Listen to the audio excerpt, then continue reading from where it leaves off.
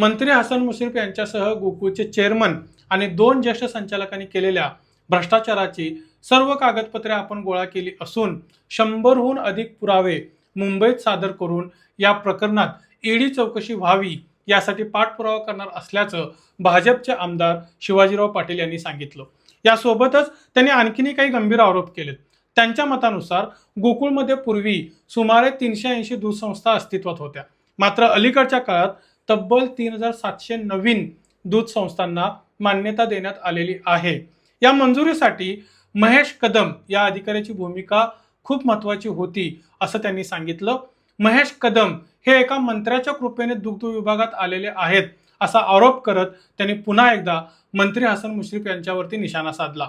आता कोणत्याही पक्षाने किंवा कोणत्याही नेत्याने शेतकऱ्यांच्या नावाखाली घराणेशाही बाबतीत कितीही आटापिटा केला किंवा कितीही नाटक केलं तर गोकुळमधून घराणेशाही काही संपेल असं मला वाटत नाही। तुम्हाला काय वाटतं की यावेळेस तरी किमान गोकुळमधील घराणेशाही संपून सर्वसामान्य कुटुंबातील शेतकऱ्याला संधी मिळेल का? मला कमेंटमधून नक्की कळवा। धन्यवाद। पुन्हा भेटू अशाच एका व्हिडिओमध्ये।